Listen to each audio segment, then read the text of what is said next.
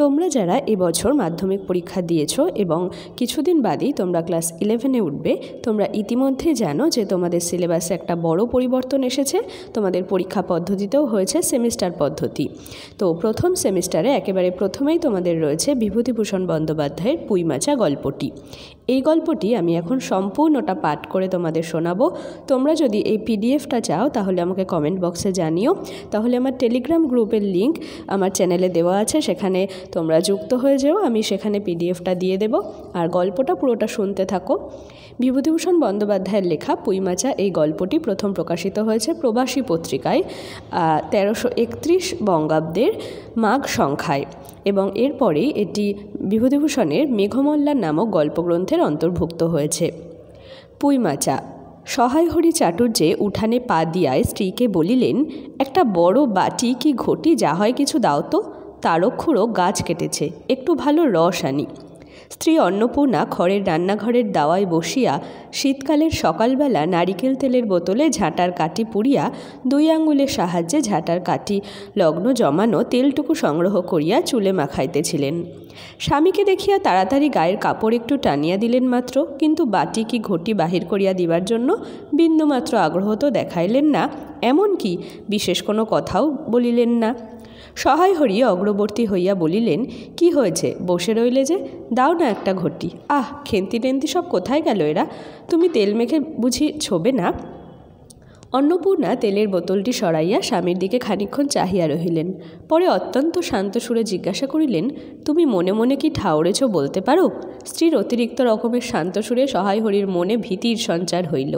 ইহা যে ঝড়ের অব্যবহিত পূর্বের আকাশে স্থির ভাব মাত্র, তাহা বুঝিয়া তিনি মরিয়া হইয়া ঝড়ের প্রতীক্ষায় রহিলেন। একটু আমতা আমতা করিয়া কহিলেন, কেন, কি আবার, কি? অন্নপূর্ণা পূর্বাপেক্ষাও শান্ত সুরে বলিলেন, দেখো, রঙ্গ করো না বলছি, ন্যাকামি করতে হয় অন্য সময় করো। তুমি কিছু জানো না, কি খোঁজ রাখো না? অত বড় মেয়ে যার ঘরে, সে মাছ ধরে আর রস খেয়ে দিন কাটায় কি করে তা বলতে পারো? গায়ে কি গুজব রটেছে জানো? সহায় হরি আশ্চর্য হইয়া জিজ্ঞাসা করিলেন, কেন, কি গুজব? কি গুজব জিজ্ঞাসা করো গিয়ে চৌধুরীদের বাড়ি। কেবল বাগদিদুলে পাড়ায় ঘুরে ঘুরে জন্ম কাটালে ভদ্রলোকের গায়ে বাস করা যায় না। সমাজে থাকতে হলে সেই রকম মেনে চলতে হয়। সহায় হরি বিস্মিত হইয়া কি বলিতে যাইতেছিলেন অন্নপূর্ণা পূর্ববৎ সুরেই পুনর্বার বলিয়া উঠিলেন, এক ঘরে করবে গো, তোমাকে এক ঘরে করবে। কাল চৌধুরীদের চণ্ডীমণ্ডপে এসব কথা হয়েছে। আমাদের হাতে ছোঁয়া জল আর কেউ খাবে না। আশীর্বাদ হয়ে মেয়ের বিয়ে হলো না, ওনাকে উৎসুগ্য করা মেয়ে। গায়ের কোনো কাজে তোমাকে আর কেউ বলবে না। যাও, ভালোই হয়েছে তোমার, এখন গিয়ে দুলেবাড়ি বাগদিবাড়ি উঠে বসে দিন কাটাও। সহায় হরি তাচ্ছিল্যের ভাব প্রকাশ করিয়া বলিলেন, এই আমি বলি না জানি কি ব্যাপার, এক ঘরে, সবাই এক ঘরে করেছেন, এবার নাকি আছেন কালীময় ঠাকুর। ওহ! অন্নপূর্ণা তেলে বেগুনে জ্বলিয়া উঠিলেন, কেন, তোমাকে এক ঘরে করতে বেশ কিছু লাগে নাকি? তুমি কি সমাজের মাথা, না একজন মাতব্বর লোক? চাল নেই, চুলো নেই, এক করার মুরদ নেই, চৌধুরীরা তোমায় এক ঘরে করবে, তার এমন কঠিন কথা কি? আর সত্যিই তো, এদিকে ধাড়ি মেয়ে হয়ে উঠল। হঠাৎ স্বর্ণামাইয়া বলিলেন, হলো যে 15 বছরের, বাইরে কমিয়ে বলে বেড়ালে কি হবে, লোকের চোখ নেই? পুনরায় গলা উঠাইয়া বলিলেন, না বিয়ে দেবার গা, না কিচ্ছু, আমি কি যাব পাত্তর ঠিক করতে?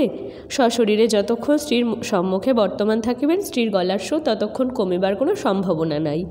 বুঝিয়া সহায় হরি দাওয়া হইতে তাড়াতাড়ি একটি কাঁসার বাটি উঠাইয়া লইয়া খিড়কি দুয়ার লক্ষ্য করিয়া যাত্রা করিলেন।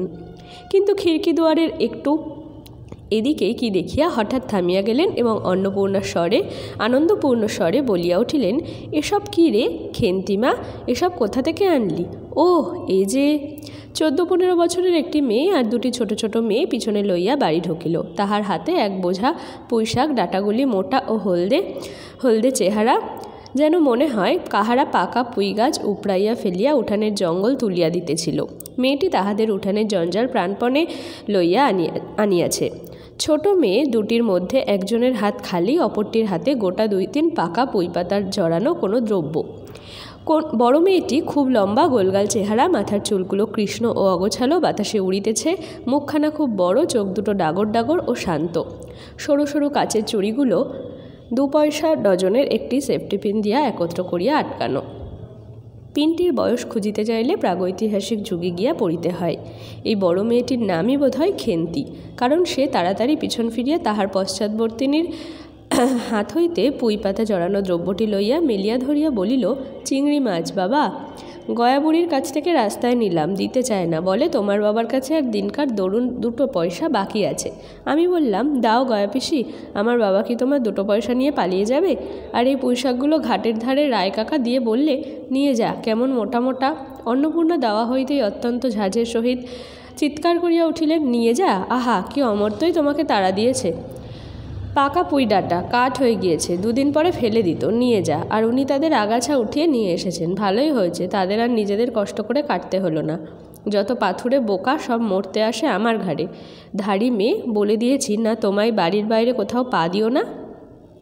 লজ্জা করে না এপাড়া সেপাড়া করে বেড়াতে? বিয়ে হলে যে 4 ছেলের মা হতে, খাওয়ার নামে আর জ্ঞান থাকে না। না, কোথায় শাক, কোথায় বেগুন, আর একজন বেড়াচ্ছেন কোথায় রস, কোথায় ছাই, কোথায় পাঁশ।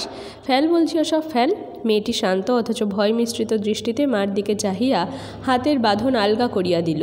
পুঁইশাকের বোঝা মাটিতে পড়িয়া গেল। অন্নপূর্ণা বকিয়া চলিলেন, যা তো রাধি, ও আপদগুলো টেনে খিড়কির পুকুরের ধারে ফেলে দিয়ে আয় তো। ফের যদি বাড়ির বার হতে দেখেছি তবে ঠ্যাং খোড়া না করিত। বোঝা মাটিতে পড়িয়া গিয়াছিল। ছোট মেয়েটি কলের পুতুলের মতন সেগুলি তুলিয়া লইয়া খিড়কির অভিমুখে চলিল। কিন্তু ছোট মেয়ে অত বড় বোঝা আঁকড়াইতে পারিল না। অনেকগুলি ডাঁটা এদিকে ওদিকে ঝুলিতে ঝুলিতে চলিল। সহায় হরি ছেলেমেয়েরা তাহাদের মাকে অত্যন্ত ভয় করিত। সহায় হরি আমতা আমতা করিয়া বলিতে গেলেন, তা এনেছে ছেলে মানুষ খাবে বলে, তুমি আবার বরং। পুঁইশাকের বোঝা লইয়া যাইতে যাইতে ছোট মেয়েটি ফিরিয়া দাঁড়াইয়া মার মুখের দিকে চাইল। অন্নপূর্ণা তাহার দিকে চাহিয়া বলিলেন, না না, নিয়ে যা, খেতে হবে না। মেয়ে মানুষের আবার অত নোলা কিসের? 1 পাড়া থেকে 1 পাড়ায় নিয়ে আসবে 2 পাকা পুঁইশাক ভিক্ষে করে। যা যা, তুই যা, দূর করে বনে দিয়ে আয়। সহায় হরি বড় মেয়ের মুখের দিকে চাহিয়া দেখিলেন তাহার চোখ দুটো জলে ভরিয়া আসিয়াছে। তার মনে বড় কষ্ট হইল, কিন্তু মেয়ের যতই সাধের জিনিস হোক, পুঁইশাকের অবলম্বন করিয়া দুপুরবেলা স্ত্রীকে চটাইতে তিনি আদৌ সাহসী হইলেন না। নিঃশব্দে খিড়কি দৌড় দিয়া বাহির হইয়া গেলেন। বসিয়া রাঁধিতে রাঁধিতে বড় মেয়ের মুখের কাতর দৃষ্টি স্মরণে পড়িবার সঙ্গে সঙ্গে অন্নপূর্ণার মনে পড়িল গত অরন্ধনের পূর্বদিন বাড়িতে পুঁইশাক রান্নার সময় খেন্তি আবদার করিয়া বলিয়াছিল, মা, অর্ধেকগুলো কিন্তু একা আমার, অর্ধেক সবে মিলে তোমাদের। বাড়িতে কেহ ছিল না। তিনি নিচে গিয়া উঠানের ও খিড়কিদোরের আশেপাশে যে ডাঁটা পড়িয়াছিল সেগুলি কুড়াইয়া লইয়া আসিলেন। বাকিগুলা কুড়ানো যায় না, ডোবার ধারে ছায় গাদায় ফেলিয়া দিয়াছে। কুচো চিংড়ি দিয়া এইরূপে চুপি চুপি পুঁইশাকের তরকারি রাঁধিলেন। দুপুরবেলা খেন্তি পাতে পুঁইশাকের চচ্চড়ি দেখিয়া বিস্ময় ও আনন্দপূর্ণ ডাগর চোখে মায়ের দিকে ভয়ে ভয়ে চাহিল। 2-1 বার এদিকে ওদিকে ঘুরিয়া আসিতেই অন্নপূর্ণা দেখিলেন উক্ত পুঁইশাকের 1 টুকরাও তাহার পাতে পড়িয়া নাই। পুঁইশাকের উপর তাহার এই মেয়েটির কিরূপ লোভ তাহা তিনি জানিতেন। জিজ্ঞাসা করিলেন, কি রে খেন্তি, আর একটু চচ্চড়ি দি? খেন্তি তৎক্ষণাৎ ঘাড় নাড়িয়া এই আনন্দজনক প্রস্তাব সমর্থন করিল। কি ভাবিয়া অন্নপূর্ণার চোখে জল আসিল। চাপিতে গিয়া তিনি চোখ উঁচু করিয়া চালের বাতায় গোজা ডালা হইতে শুকনা লঙ্কা পাড়িতে লাগিলেন। কালীময়ের চণ্ডীমণ্ডপে সেদিন বৈকালবেলা সহায় হরির ডাক পড়িল। সংক্ষিপ্ত ভূমিকা ফাঁদিবার পর কালীময় উত্তেজিত সুরে বলিলেন, সেসব দিন কি আর আছে ভায়া? এই ধর কেষ্টমুখুজ্জে স্বভাব নইলে পাত্র দেব না, স্বভাব নইলে পাত্র দেব না করে কী কাণ্ডটাই করলে। অবশেষে কিনা হরির ছেলেটাকে ধরে পড়ে মেয়ের বিয়ে দেয়। তবে রক্ষে তারা কি স্বভাব? রাম বলো 6-7 পুরুষে ভঙ্গ, 50 শ্রোত্রিয়। পরে সুর নরম করিয়া বলিলেন, তা সমাজের সেসব শাসনের দিন কি আর আছে? দিন দিন চলে যাচ্ছে, বেশি দূর যায় কেন? এই যে তোমার মেয়েটি 13 বছরের। সহায় হরি বাধা দিয়া বলিতে গেলেন, এই শ্রাবণে 13ই। আহা, 13ই আর 16ই তফাৎ কিসের শুনি? 13ই আর 16ই তফাৎটা কিসের? আর সে 13ই হোক, চাই 16ই হোক, চাই 50ই হোক, তাতে আমাদের দরকার নেই। সে তোমার হিসেব তোমার কাছে, কিন্তু পাত্রর আশীর্বাদ হয়ে গেল। তুমি বেঁকে বসলে কি জন্যে শুনি? ও তো এরকম উৎসুগ্য করা মেয়ে। আশীর্বাদ হওয়াও যা, বিয়ে হওয়াও তা। 7 পাকের যা বাকি, এই তো। সমাজে বসে এসব কাজগুলো তুমি যে করবে আর আমরা বসে বসে দেখব, এ তুমি মনে ভেবো না। সমাজের বামুনদের যদি জাত মারবার ইচ্ছে না থাকে, মেয়ের বিয়ের বন্দোবস্ত করে ফেলো। পাত্তর রাজপুত্তর না হলে পাত্তর মেলে না। গরিব মানুষ দিতে ধুতে পারবে না বলেই শ্রীমন্ত মজুমদারের ছেলেকে ঠিক করে দিলাম। লেখাপড়া নাই বা জানলে, জজ ম্যাজিস্ট্রেট না হলে কি মানুষ হয় না? দিব্যি বাড়ি বাগান পুকুর, শুনলাম এবার নাকি 20 জমিতে 4টি আমন ধানও করেছে, ব্যাস রাজার হাল। 2 ভাইয়ের অভাব কি? ইতিহাসটা হইতেছে এই যে মণিগায়ের উক্ত মজুমদার মহাশয়ের পুত্রটি কালীময়ী ঠিক করিয়া দেন। কেন কালীময় মাথা ব্যথা করিয়া সহায় হরির মেয়ের বিয়ের সম্বন্ধ মজুমদার মহাশয়ের ছেলের সঙ্গে ঠিক করিতে গেলেন, তাহার কারণ নির্দেশ করিতে যাইয়া কেহ কেহ বলেন যে কালীময় নাকি মজুমদার মহাশয়ের কাছে অনেক টাকা ধারেন, অনেক দিনের সুদ পর্যন্ত বাকি, শীঘ্র নালিশ হইবে ইত্যাদি। এই গুজব যে শুধু অবান্তর তাহাই নহে, ইহার কোনো ভিত্তি আছে বলিয়া মনে হয় না। ইহা দুষ্ট পক্ষের রটনা মাত্র। যাহাই হোক, পাত্রপক্ষ আশীর্বাদ করিয়া যাওয়ার দিন কতক পরে সহায় হরি টের পান পাত্রটি কয়েক মাস পূর্বে নিজের গ্রামে কি একটা করিবার ফলে গ্রামের এক কুম্ভকার বধূর আত্মীয় স্বজনের হাতে বেদম প্রহার খাইয়া কিছুদিন নাকি শয্যাগত ছিল। এরকম পাত্রে মেয়ে বিয়ে দেবার প্রস্তাব মনঃপূত না হওয়ায় সহায় হরি সে সম্বন্ধ ভাঙিয়া দেন। দিন 2 পরের কথা, সকালে উঠিয়া সহায় হরি উঠানে বাতাবিলেবু গাছের ফাঁক দিয়া যেটুকু নিতান্ত কচি রাঙা রৌদ্র আসিয়াছিল, তাহারই আতপে বসিয়া আপন মনে তামাক টানিতেছেন। বড় মেয়ে খেন্তি আসিয়া চুপি চুপি বলিল, বাবা যাবে না? মা ঘাটে গেল। সহায় হরি একবার বাড়ির পাশে ঘাটের পথের দিকে কি জানি কেন চাহিয়া দেখিলেন, পরে নিম্ন স্বরে বলিলেন, যা শিগগির শাবলখানা নিয়ে আয় দেখি। কথা শেষ করিয়া তিনি উৎকণ্ঠার সহিত জোরে জোরে তামাক টানিতে লাগিলেন এবং পুনরায় একবার কি জানি কেন খিড়কির দিকে সতর্ক দৃষ্টি নিক্ষেপ করিলেন। ইতিমধ্যে প্রকাণ্ড ভারী একটা লোহার শাবল 2 হাত দিয়ে আঁকড়াইয়া ধরিয়া খেন্তি আসিয়া পড়িল। তৎপরে পিতা পুত্রীতে সন্তর্পণে সম্মুখের দরজা দিয়া বাহির হইয়া গেল। ইহাদের ভাব দেখিয়া মনে হইতেছিল ইহারা কাহারও ঘরে শীত দিবার উদ্দেশ্যে চলিয়াছে। অন্নপূর্ণা স্নান করিয়া সবে কাপড় ছাড়িয়া উনুন ধরাইবার জোগাড় করিতেছেন। মুখুজ্জে বাড়ির ছোট খুকি দুর্গা আসিয়া বলিল, খুড়িমা, মা বলে দিলে খুড়িমাকে গিয়ে বল মা ছোবে না, তুমি আমাদের নবান্নটা মেখে আর ইতুর ঘটগুলো বার করে দিয়ে আসবে। মুখুজ্জে বাড়ি ওপাড়ায় যাইবার পথের বাধারে এক জায়গায় শেওড়া, বনভাট, রাংচিতা, বনচালতা গাছের ঘন বন। শীতের সকালে এক প্রকার লতাপাতার ঘন গন্ধ বন হইতে বাহির হইতেছিল। একটা লেজে ঝোলা হলদে পাখি আমড়া গাছের এডাল হইতে ওডালে যাইতেছে। দুর্গা আঙুল দিয়া দেখাইয়া বলিল, খুড়িমা, খুড়িমা, ওই যে কেমন পাখিটা। পাখি দেখিতে গিয়ে অন্নপূর্ণা কিন্তু আর একটা জিনিস লক্ষ্য করিলেন, ঘন বনটার মধ্যে কোথায় এতক্ষণ খুব খুব করিয়া আওয়াজ হইতেছিল। কে যেন কি খুঁড়িতেছে। দুর্গার কথার পরেই হঠাৎ সেটা বন্ধ হইয়া গেল। অন্নপূর্ণা সেখানে খানিকক্ষণ থমকিয়া দাঁড়াইলেন, পরে চলিতে আরম্ভ করিলেন। তাহারা খানিক দূর যাইতে বনের মধ্যে পুনরায় খুব খুব শব্দ আরম্ভ হইল। কাজ করিয়া ফিরিতে অন্নপূর্ণার কিছু বিলম্ব হইল। বাড়ি ফিরিয়া দেখিলেন খেন্তি উঠানের রৌদ্রে বসিয়া তেলের বাটি সম্মুখে লইয়া খোপা খুলিতেছে। তিনি তীক্ষ্ণ দৃষ্টিতে মেয়ের দিকে চাহিয়া দেখিয়া বলিলেন, এখনও নাইতে যাসনি যে? কোথায় ছিলি এতক্ষণ? খেন্তি তাড়াতাড়ি উত্তর দিল, এই যে যাই মা, এক্ষুনি যাব আর আসবো। খেন্তি স্নান করিতে যাইবার একটুখানি পরেই সহায় হরি সোৎসাহে 15-16 সের ভারী একটা মেটে আলো ঘাড়ে করিয়া কোথা হইতে আসিয়া উপস্থিত হইলেন এবং সম্মুখে স্ত্রীকে দেখিয়া কৈফিয়তের দৃষ্টিতে সেই দিকে চাহিয়াই বলিয়া উঠিলেন, ওই ওপাড়ার ময়সা চৌকিদার রোজই বলে, কর্তা ঠাকুর, তোমার বাপ থাকতে তবু মাসে মাসে এদিকে তোমাদের পায়ের ধুলো পড়তো, তা আজকাল তো তোমরা আর আসো না। এই বেড়ার গায়ে মেটে আলু করে রেখেছি, তা দাদা ঠাকুর বরং। অন্নপূর্ণা স্থির দৃষ্টিতে স্বামীর দিকে চাহিয়া বলিলেন, বরজপোতার বনের মধ্যে বসে খানিক আগে কী করছিলে শুনি? সহায় হরি অবাক হইয়া বলিলেন, আমি? না, আমি কখন? কখনো না, এই তো আমি। সহায় হরি ভাব দেখিয়া মনে হইতেছিল তিনি এইমাত্র আকাশ হইতে পড়িয়াছেন। অন্নপূর্ণা পূর্বের মতনই স্থির দৃষ্টিতে স্বামীর দিকে চাহিয়া বলিলেন, চুরি তো করবেই, 3 কাল গিয়েছে 1 কাল আছে, মিথ্যা কথাগুলো আর এখন বলো না। আমি সব জানি। মনে ভেবেছিলে আপদ ঘাটে গিয়েছে আর কি, দুর্গার মা ডেকে পাঠিয়েছিল, ওপাড়ায় যাচ্ছি। শুনলাম বরজপোতার বনের মধ্যে কী সব খুব খুব শব্দ। তখনই আমি বুঝতে পেরেছি, সারা পেয়ে শব্দ বন্ধ হয়ে গেল। যেই আবার খানিক দূর গেলাম, আবার দেখি শব্দ। তোমার তো ইহকালও নেই, পরকালও নেই, চুরি করতে, ডাকাতি করতে, যা করতে ইচ্ছে হয় করো, কিন্তু মেয়েটাকে আবার এর মধ্যে নিয়ে গিয়ে ওর মাথা খাওয়া কিসের জন্য? সহায় হরি হাত নাড়িয়া বরজপোতায় তাহার উপস্থিত থাকার বিরুদ্ধে কতকগুলি প্রমাণ উত্থাপন করিবার চেষ্টা করিতে গেলেন, কিন্তু স্ত্রীর চোখের দৃষ্টির সামনে তাহার বেশি কথাও জোগাইল না, বা কথিত উক্তিগুলির মধ্যে কোনো পরম্পর্য সম্বন্ধ খুঁজিয়া পাওয়া গেল না। পূর্বাপর্য সম্বন্ধ খুঁজিয়া পাওয়া গেল না। আধ ঘণ্টা পরে খেন্তি স্নান সারিয়া বাড়ি ঢুকিল। সম্মুখস্থ মেটে আলুর দিকে একবার আড়চোখে চাহিয়া নিরীহ মুখে উঠানের আলনায় অত্যন্ত মনোযোগের সহিত কাপড় মেলিয়া দিতেছিল। অন্নপূর্ণা ডাকিলেন, খেন্তি, এদিকে একবার আয় তো, শুনে যা। মায়ের ডাক শুনিয়া খেন্তির মুখ শুকাইয়া গেল। সে ইতস্তত করিতে করিতে মার নিকটে আসিলে তিনি জিজ্ঞাসা করিলেন, এই মেটে আলুটা দুজনে মিলে তুলে এনেছিস না? খেন্তি মার মুখের দিকে একটুখানি চাহিয়া থাকিয়া একবার ভূপতিত মেটে আলুটার দিকে চাহিল, পরে পুনরায় মার মুখের দিকে চাহিল এবং সঙ্গে সঙ্গে ক্ষিপ্র দৃষ্টিতে একবার বাড়ির সম্মুখস্থ বাঁশঝাড়ের মাথার দিকেও চাহিয়া লইল। তাহার কপালে বিন্দু বিন্দু ঘাম দেখা দিল, কিন্তু মুখ দিয়া কথা বাহির হইল না। অন্নপূর্ণা কড়া সুরে বলিলেন, কথা বলছিস নে যে বড়, এই যে মেটে আলু তুই এনেছিস কি না? খেন্তি বিপন্ন চোখে মার মুখের দিকেই চাহিয়াছিল। উত্তর দিল, হ্যাঁ। অন্নপূর্ণা তেলে বেগুনে জ্বলিয়া উঠিয়া বলিলেন, পাজি, আজ তোমায় পিঠে আমি আস্ত কাঠের চেলা ভাঙব, তবে ছাড়ব। বরজপু তার বনে গিয়েছে মেটে আলু চুরি করতে।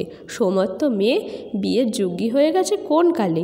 সেই এক গলা বিজন বোন, যার মধ্যে দিনে দুপুরে বাঘ লুকিয়ে থাকে, তার মধ্যে থেকে পরের আলু নিয়ে এলো তুলে। যদি গোসাইরা চৌকিদার ডেকে তোমায় ধরিয়ে দেয়, তোমার কোন শ্বশুর এসে তোমায় বাঁচাতো? আমার জোটে খাবো, না জোটে না খাবো, তা বলে পরের জিনিসে হাত? এ মেয়ে আমি কি করব মা? 2-3 দিন পরে একদিন বৈকালে ধুলামাটি মাখা হাতে খেন্তি মাকে আসিয়া বলিল, মা দেখবে এসো। অন্নপূর্ণা গিয়া দেখিলেন ভাঙা পাঁচিলের ধারে যে ছোট খোলা জমিতে কতকগুলো পাথরকুচি ও কণ্টিকারির জঙ্গল হইয়াছিল, খেন্তি ছোট বোনটিকে লইয়া সেখানে মহা উৎসাহে তরকারির আওলাদ করিবার আয়োজন করিতেছে এবং ভবিষ্যৎ সম্ভাবী নানাবিধ কাল্পনিক ফলমূলের অগ্রদূত স্বরূপ বর্তমানে কেবল একটিমাত্র শীর্ণকায় পুঁইশাকের চারা কাপড়ের ফালির গ্রন্থিবদ্ধ হইয়া ফাঁসি হইয়া যাওয়া আসামির মতন ঊর্ধ্বমুখে একখণ্ড শুষ্ক কঞ্চির গায়ে ঝুলিয়া রহিয়াছে। ফলমূলাদির অবশিষ্টগুলি আপাতত তার বড় মেয়ের মস্তিষ্কের মধ্যে অবস্থিতি করিতেছে। দিনের আলোয় এখনও বাহির হয় নাই। অন্নপূর্ণা হাসিয়া বলিলেন, দূর পাগলি, এখন পুঁই ডাঁটার চারা পোতে কখনো? বর্ষাকালে পুঁততে হয়, এখন যে জল না পেয়ে মরে যাবে। খেন্তি বলিল, কেন? আমি রোজ জল ঢালব। অন্নপূর্ণা বলিলেন, দেখ, হয়তো বেঁচে যেতেও পারে। আজকাল রাতে খুব শিশির হয়, খুব শীত পড়িয়াছে। সকালে উঠিয়া সহায়হরি দেখিলে তাহার 2 ছোট মেয়ে দোলায় গায়ে বাঁধিয়া রোদ উঠিবার প্রত্যাশায় উঠানের কাঁঠাল তলায় দাঁড়াইয়া আছে। একটা ভাঙা ঝুড়ি করিয়া খেন্তির শীতে কাঁপিতে কাঁপিতে মুখুজ্জে বাড়ি হইতে গোবর কুড়াইয়া আনিল। সহায়হরি বলিলেন, হ্যাঁ মা খেন্তি, তা সকালে উঠে জামাটা গায়ে দিতে তোর কি হয়? দেখ দেখি এই শীত। আচ্ছা দিচ্ছি বাবা, কই শীত তেমন তো? হ্যাঁ দে মা, এক্ষুনি দে, অসুখ বিসুখ 5 রকম হতে পারে, বুঝলি নে। সহায়হরি বাহির হইয়া গেলেন। ভাবিতে ভাবিতে গেলেন, তিনি কি অনেক দিন মেয়ের মুখে ভালো করিয়া চাহেন নাই? খেন্তির মুখ এমন সুশ্রী হইয়া উঠিয়াছে। জামার ইতিহাস নিম্নলিখিত রূপ। বহু বৎসর অতীত হইল, হরিপুরের রাসের মেলা হইতে সহায়হরি কালো সাজ্যের এই 2.5 টাকা মূল্যের জামাটি ক্রয় করিয়া আনেন। ছিঁড়িয়া যাইবার পর তাহাতে কতবার রিফু ইত্যাদি করা হইয়াছিল। সম্প্রতি গত বৎসর হইতে খেন্তির স্বাস্থ্যোন্নতি হওয়ার দরুন জামাটি তাহার গায়ে হয় না। সংসারের এসব খোঁজ সহায়হরি রাখিতেন না। জামার বর্তমান অবস্থা অন্নপূর্ণারও জানা ছিল না। খেন্তির নিজস্ব ভাঙা টিনের তোরঙ্গের মধ্যেই উহা থাকিত। পৌষ সংক্রান্তি সন্ধ্যাবেলা অন্নপূর্ণা একটা কাশিতে চালের গুঁড়া, ময়দা ও গুড় দিয়া চটকাইতেছিলেন। একটা ছোট বাটিতে 1 বাটি তেল। খেন্তি কুড়ুনির নিচে একটা কলার পাত পাড়িয়া 1 থাল নারিকেল কুড়িতেছে। অন্নপূর্ণা প্রথমে খেন্তির সাহায্য লইতে স্বীকৃত হন নাই, কারণ সে যেখানে সেখানে বসে বনে বাদারে ঘুরিয়া ফেরে, তাহার কাপড় চোপড় স্বাস্থ্যসম্মত ও সূচি নহে। অবশেষে খেন্তি নিতান্ত ধরিয়া পড়ায় হাত পা ধোয়াইয়া ও শুদ্ধ কাপড় পরাইয়া তাহাকে বর্তমান পদে নিযুক্ত করিয়াছেন। ময়দার গোলা মাখা শেষ হইলে অন্নপূর্ণা উনুনে খোলা চাপাইতে যাইতেছেন। ছোট মেয়ে রাধি হঠাৎ ডান হাতখানা পাতিয়া বলিল, মা ওই একটু। অন্নপূর্ণা বড় গামলাটা হইতে একটুখানি গোলা তুলিয়া লইয়া হাতের আঙুলে 5টি দ্বারা একটি বিশেষ মুদ্রা রচনা করিয়া সেটুকু রাধির প্রসারিত হাতের উপর দিলেন। মেজ মেয়ে পুটি অমনি ডান হাতখানা কাপড়ে তাড়াতাড়ি মুছিয়া লইয়া মার সামনে পাতিয়া বলিল, মা আমায় একটু। খেন্তি সূচি বস্ত্রে নারিকেল কুড়িতে কুড়িতে লুব্ধ নেত্রে মধ্যে মধ্যে এদিকে চাহিতেছিল। এ সময় খাইতে চাওয়ায় মা পাছে বকে, সেই ভয় চুপ করিয়া রহিল। অন্নপূর্ণা বলিলেন, দেখি নিয়ে আয় খেন্তি ওই নারকেল মালাটা, ওতে তোর জন্য একটু রাখি। খেন্তি ক্ষিপ্র হস্তে নারিকেলের উপর মালাখানা যাহাতে ফুটো নাই সেখানা সরাইয়া দিল। অন্নপূর্ণা তাহাতে একটু বেশি করিয়া গোলা ঢালিয়া দিলেন। মেজমেয়ে পুটি বলিল, জ্যাঠাইমারা অনেকখানি দুধ নিয়েছে, রাঙা দিদি ক্ষীর তৈরি করছিল, ওদের অনেক রকম হবে। খেন্তি মুখ তুলিয়া বলিল, এবেলা আর হবে নাকি? ওরা তো ওবেলা ব্রাহ্মণ নেমন্তন্ন করেছিল সুরেশ কাকাকে আর ওপাড়া তিনু বাবাকে। ওবেলা তো পায়েস, ঝোল, পুলি, মুখ তক্তি এইসব হয়েছে। পুটি জিজ্ঞাসা করিল, হ্যাঁ মা, ক্ষীর নইলে নাকি পাটিসাপটা হয় না? খেদি বলছিল, ক্ষীরের পুর না হলে কি আর পাটিসাপটা হয়? আমি বললাম, কেন? আমার মা তো শুধু নারকেলের ছাই দিয়েই করে, সে তো কেমন লাগে। অন্নপূর্ণা বেগুনের বোটায় একটুখানি তেল লইয়া খোলায় মাখাইতে মাখাইতে প্রশ্নের সদুত্তর খুঁজিতে লাগিলেন। খেন্তি বলিল, খেদির ওইসব কথা, খেদির মা তো ভারী পিঠে করে কি না, ক্ষীরের পুর দিয়ে ঘিয়ে ভাজলে কি আর পিঠে হলো? সেদিন জামাই এলে ওদের বাড়ি দেখতে গেলুম কি না, তাই খুড়িমা দুখানা পাটিসাপটা খেতে দিলে। ও মা, কেমন একটা ধরা ধরা গন্ধ, আর পিঠেতে কখনো কোনো গন্ধ পাওয়া যায়? পাটিসাপটার ক্ষীর দিলে ছাই খেতে হয়। বেপরোয়াভাবে উপরোক্ত উক্তি শেষ করিয়া খেন্তির মার চোখের দিকে চাহিয়া জিজ্ঞাসা করিল, মা, নারকেলের কোড়া একটু নেব? অন্নপূর্ণা বলিলেন, নে, কিন্তু এখানে বসে খাস নে, মুখ থেকে পড়বে না কি হবে, যা ওই দিকে যা। খেন্তি নারকেলের মালাই এক থাবা তুলিয়া লইয়া একটু দূরে গিয়া খাইতে লাগিল। মুখ যদি মনের দর্পণ স্বরূপ হয়, তবে খেন্তির মুখ দেখিয়া সন্দেহের কোনো কারণ থাকিতে পারিত না যে সে অত্যন্ত মানসিক তৃপ্তি অনুভব করিতেছে। ঘণ্টাখানেক পরে অন্নপূর্ণা বলিলেন, ওরে, তোরা সব এক এক টুকরো পাতা পেতে বস্তু দেখি, গরম গরম দি। খেন্তি, জল দেওয়া ভাত আছে ও বেলার, বার করে নিয়ে আয়। খেন্তির নিকট অন্নপূর্ণার এ প্রস্তাব যে মনঃপূত হইল না, তাহা তার মুখ দেখিয়া বোঝা গেল। পুটি বলিল, মা, বর্দি পিঠেই খাক, ভালোবাসে, ভাত বরং থাকুক, আমরা কাল সকালে খাবো।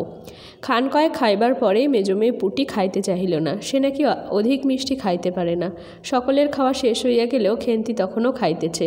সে মুখ বুজিয়া শান্তভাবে খায়, বড় একটা কথা কহে না। অন্নপূর্ণা দেখিলেন সে কম করিয়াও 18-19 খানা খাইয়াছে। জিজ্ঞাসা করিলেন, খেন্তি, আর নিবি? খেন্তি খাইতে খাইতে শান্তভাবে সম্মতিসূচক ঘাড় নাড়িল। অন্নপূর্ণা তাহাকে আরও খান কয়েক দিলেন। খেন্তির মুখ চোখ ঈষৎ উজ্জ্বল দেখাইল। হাসি ভরা চোখে মার দিকে চাহিয়া বলিল, বেশ খেতে হয়েছে মা, ওই যে তুমি কেমন ফেনিয়ে নাও, ওতেই কিন্তু। সে পুনরায় খাইতে লাগিল। অন্নপূর্ণা হাতা খুন্তি চুলি তুলিতে তুলিতে সস্নেহে তার এই শান্ত নিরীহ একটু অধিক মাত্রায় ভোজনপটু মেয়েটির দিকে চাহিয়া রহিলেন। মনে মনে ভাবিলেন, খেন্তি আমার যার ঘরে যাবে তাদের অনেক সুখ দেবে, এমন ভালো মানুষ। কাজকর্মে বকো, মারো, গাল দাও, টু শব্দটি মুখে নেই, উঁচু কথা কখনো কেউ শোনেনি। বৈশাখ মাসের প্রথমে সহায় হরির এক দূরসম্পর্কীয় আত্মীয়ের ঘটকালিতে খেন্তির বিবাহ হইয়া গেল। দ্বিতীয় পক্ষে বিবাহ করিলেও পাত্রটির বয়স 40-এর খুব বেশি কোনো মতেই হইবে না। তবুও প্রথমে এখানে অন্নপূর্ণা আদৌ ইচ্ছুক ছিলেন না, কিন্তু পাত্রটি সঙ্গতিপন্ন, শহর অঞ্চলে বাড়ি, সিলেট চুন ও ইটের ব্যবসায় 2 পয়সা নাকি করিয়াছে। এরকম পাত্র হঠাৎ মেলাও বড় দুর্ঘটকি না? জামাইয়ের বয়স একটু বেশি। প্রথমে অন্নপূর্ণা জামাইয়ের সম্মুখে বাহির হইতে একটু সংকোচ বোধ করিতেছিলেন। পরে পাছে খেন্তির মনে কষ্ট হয়, এই জন্য বরণের সময় তিনি খেন্তির সুপুষ্ট হস্তখানি ধরিয়া জামাইয়ের হাতে তুলিয়া দিলেন। চোখের জলে তাহার গলা বন্ধ হইয়া আসিল, কিছু বলিতে পারিলেন না। বাড়ির বাহির হইয়া আমলকিতলায় বেহারারা সুবিধা করিয়া লইবার জন্য বরের পালকি একবার নামাইল। অন্নপূর্ণা চাহিয়া দেখিলেন বেড়ার ধারের নীল রঙের মেদি ফুলের গুচ্ছগুলি যেখানে নত হইয়া আছে, খেন্তির কম দামের বালুচুরের রাঙা ছেলির আঁচলখানা পালকির বাহির হইয়া সেখানে লুটাইতেছে। তার এই অত্যন্ত অগোছালো, নিতান্ত নিরীহ এবং একটু অধিক মাত্রায় ভোজনপটু মেয়েটিকে পরের ঘরে অপরিচিত মহলে পাঠাইতে তার বুক উদ্বেল হইয়া উঠিতেছিল। খেন্তিকে কি অপরে ঠিক বুঝিবে?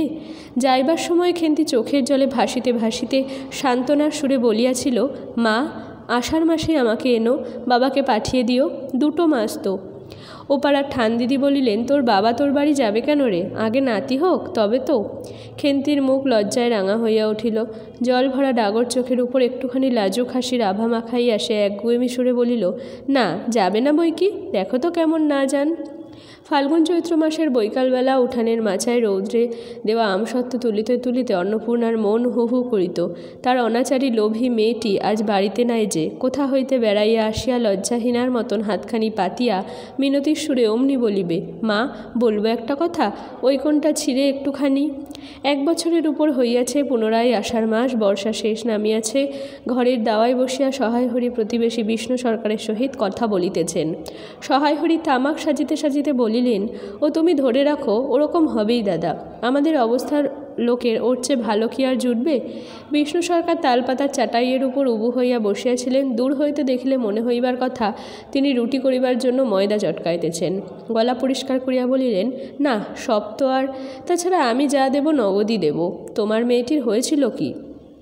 সহায় হরি হুকাটায় 5-6টি টান দিয়া কাশিতে কাশিতে বলিলেন, বসন্ত হয়েছিল শুনলাম। ব্যাপার কি দাঁড়ালো বুঝলে? মেয়ে তো কিছুতে পাঠাতে চায় না। 250 আন্দাজ টাকা বাকি ছিল, বললে ও টাকা আগে দাও তবে মেয়ে নিয়ে যাও। একেবারে চামার। তারপর বললাম, টাকাটা ভায়া ক্রমে দিচ্ছি। পুজোর তত্ত্ব কম করেও 30টা টাকার কম হবে না ভেবে দেখলাম কি না। মেয়ের নানা নিন্দে ওঠালে, ছোট লোকের মেয়ের মতন চলে, হাবাতে ঘরের মতো খায়, আরও কত কি। পৌষ মাসে দেখতে গেলাম, মেয়েটাকে ফেলে থাকতে পারতাম না বুঝলে। সহায় হরি হঠাৎ কথা বন্ধ করিয়া জোরে মিনিট কতক ধরিয়া হোকায় টান দিতে লাগিলেন। কিছুক্ষণ দুজনের কোনো কথা শোনা গেল না। অল্পক্ষণ পরে বিষ্ণু সরকার বলিলেন, তারপর? আমার স্ত্রী অত্যন্ত কান্নাকাটি করাতে পৌষ মাসে দেখতে গেলাম। মেয়েটার যে অবস্থা করেছে শাশুড়িটা শুনিয়ে বলতে লাগলো, না জেনে শুনে ছোট লোকের সঙ্গে কুটুম্বিতে করলেই এরকম হয়, যেমনি মেয়ে তেমনি বাপ। পৌষ মাসের দিনে মেয়ে দেখতে এলেন শুধু হাতে। পরে বিষ্ণু সরকারের দিকে চাহিয়া বলিলেন, বলি আমরা ছোট লোক কি বড় লোক তোমার তো সরকার খুঁড়ো জানতে বাকি নেই। বলি পরমেশ্বর চাটুর্যের নামে নীলকুঠির আমলে এই অঞ্চলে বাঘ গরুতে এক ঘাটে জল খেয়েছে। আজই না হয় আমি প্রাচীন। আভিজাত্যের গৌরবে সহায় হরি শুষ্ক স্বরে হাহা করিয়া খানিকটা শুষ্ক হাস্য করিলেন। বিষ্ণু সরকার সমর্থনসূচক একটা অস্পষ্ট শব্দ করিয়া বার কত ঘাড় নাড়িলেন। তারপর ফাল্গুন মাসে তার বসন্ত হলো। এমন চামার বসন্ত গায়ে বেরুতেই টালায়। আমার এক দূরসম্পর্কের বোন আছে, একবার কালীঘাটে পুজো দিতে এসে তার খোঁজ পেয়েছিল, তারই ওখানে ফেলে রেখে গেল। আমায় না একটা সংবাদ না কিছু, তারা আমায় সংবাদ দেয়, তা আমি গিয়ে দেখতে পাওনি? না। এমনই চামার গহনাগুলো অসুখ অবস্থাতেই গা থেকে খুলে নিয়ে তবে টালায় পাঠিয়ে দিয়েছে। যাক, তা চলো যাওয়া যাক, বেলা গেল। চার কি ঠিক করলে? পিঁপড়ের টোপে মুড়ির চার তো সুবিধে হবে না। তারপর কয়েক মাস কাটিয়া গিয়াছে, আজ আবার পৌষ পার্বণের দিন। এবার পৌষ মাসের শেষাশেষি এত শীত পড়িয়াছে যে এরূপ শীত তাহারা কখনো জ্ঞানে দেখেন নাই। সন্ধ্যার সময় রান্নাঘরের মধ্যে বসিয়া অন্নপূর্ণা সরু চাকলি পিঠের জন্য চালের গুঁড়ার গোলা তৈয়ারি করিয়াছেন। পুটি ও রাধি উনুনের পাশে বসিয়া আগুন পোহাইতেছে। রাধি বলিতেছে, আর একটু জল দিতে হবে মা, অত ঘন করে ফেললে কেন? পুটি বলিল, আচ্ছা মা, ওতে একটু নুন দিলে হয় না? ও মা, দেখো মা, রাধির দোলায় কোথায় ঝুলছে, এক্ষুনি ধরে উঠবে। অন্নপূর্ণা বলিয়া উঠিলেন, সরে এসে বস মা, আগুনের ঘাড়ে গিয়ে না বসলে কি আগুন পোহানো হয় না? এইদিকে আয়। গোলা তৈয়ারি হইয়া গেল। খোলা আগুনে চড়াইয়া অন্নপূর্ণা গোলা ঢালিয়া মুচি দিয়া চাপিয়া ধরিলেন। দেখিতে দেখিতে মিঠে আছে পিঠে টোপরের মতন ফুলিয়া উঠিল। পুটি বলিল, মা দাও, প্রথম পিঠেখানা কানাচের সারা ষষ্ঠীকে ফেলে দিয়ে আসি। অন্নপূর্ণা বলিলেন, একা যাস নে, রাধিকে নিয়ে যা। খুব জ্যোৎস্না উঠিয়াছিল। বাড়ির পিছনে সারা গাছের ঝোপের মাথায় তেলাগোজা লতার থলো থলো সাদা ফুলের মধ্যে জ্যোৎস্না আটকাইয়া রহিয়াছে। পুটি ও রাধি খিড়কি-দোর খুলিতেই একটা শিয়াল শুকনো পাতায় খসখস শব্দ করিতে করিতে ঘন ঝোপের মধ্যে ছুটিয়া পলাইল। পুটি পিঠেখানা জোর করিয়া ছুড়িয়া ঝোপের মাথায় ফেলিয়া দিল। তাহার পর চারিধারের নির্জন বাসবনের নিস্তব্ধতায় ভয় পাইয়া ছেলে মানুষ পিছু হটিয়া আসিয়া খিড়কি দরজার মধ্যে ঢুকিয়া পড়িয়া তাড়াতাড়ি দ্বার বন্ধ করিয়া দিল। পুটি ও রাধি ফিরিয়া আসিলে অন্নপূর্ণা জিজ্ঞাসা করিলেন, দিলি? পুটি বলিল, হ্যাঁ মা, তুমি আর বছর যেখান থেকে নেবুর চারা তুলে এনেছিলে সেখানে ফেলে দিলাম। তারপর সে রাত্রে অনেকক্ষণ কাটিয়া গেল। পিঠে গড়া প্রায় শেষ হইয়া আসিয়াছে। রাতও তখন খুব বেশি। জ্যোৎস্নার আলোয় বাড়ির পিছনের বনে অনেকক্ষণ ধরিয়া একটা কাঠঠোকরা পাখি ঠকর শব্দ করিতেছিল। তাহার স্বরটাও যেন ক্রমে তন্দ্রালু হইয়া পড়িতেছে। দুই বোনের খাইবার জন্য কলার পাতা চিরিতে চিরিতে পুটি অন্যমনস্কভাবে হঠাৎ বলিয়া উঠিল, দিদি বড় ভালোবাসত। তিনজনেই খানিকক্ষণ নির্বাক হইয়া বসিয়া রহিল। তাহার পর তাহাদের তিনজনেরই দৃষ্টি কেমন করিয়া আপনা আপনি উঠানের এক কোণে আবদ্ধ হইয়া পড়িল। সেখানে বাড়ির সেই লোভী মেয়েটির লোভের স্মৃতি পাতায় পাতায় শিরায় শিরায় জড়াইয়া তাহার কত সাধের নিজের হাতে পোতা পুঁই গাছটি মাচা জুড়িয়া বাড়িয়া উঠিয়াছে। বর্ষার জল ও কার্তিক মাসের শিশির লইয়া কচি কচি সবুজ ডগাগুলি মাচাতে সব ধরে নাই। মাচা হইতে বাহির হইয়া দুলিতেছে সুপুষ্ট নধর প্রবর্ধমান জীবনের লাবণ্যে ভরপুর। এই হলো বিভূতিভূষণ বন্দ্যোপাধ্যায়ের লেখা পুঁইমাচা গল্প। তোমরা যদি পিডিএফটা চাও কমেন্টে জানিও, টেলিগ্রাম লিঙ্কে জয়েন হয়েও আমি তোমাদের পাঠিয়ে দেব। আজকে এ পর্যন্তই।